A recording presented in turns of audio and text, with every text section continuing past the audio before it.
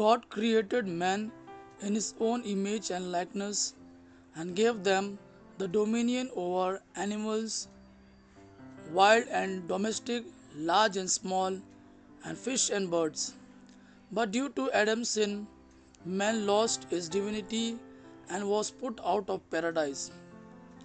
But God beforehand promised a Messiah who will restore all things. He will be sacrificed for the sins of man, and through his suffering and death, God will forgive the sins of man and reconcile with them. In the fullness of time, Jesus, the promised Messiah, was born. He went about doing good, proclaiming the coming of the kingdom of God and healing many.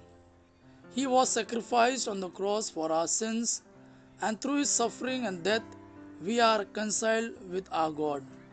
As we read in St. Paul's first letter to Timothy, chapter 2, verses 5 and 6. For there is one God and one mediator who can reconcile God and humanity, the man Christ Jesus.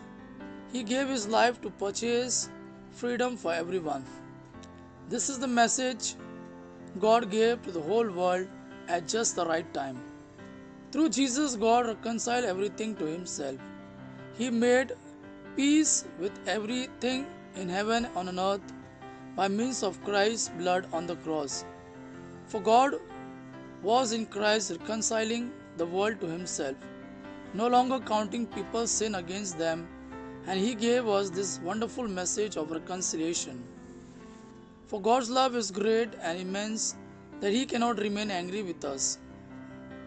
But being a just judge, he has to punish sin.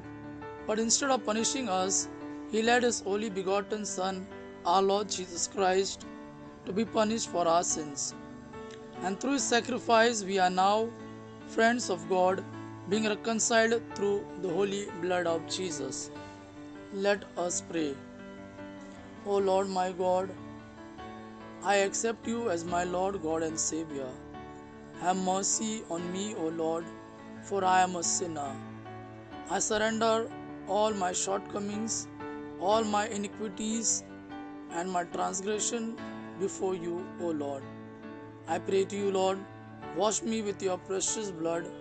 Take away all that is evil within me.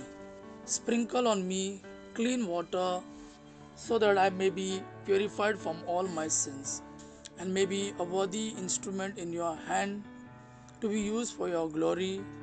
Amen.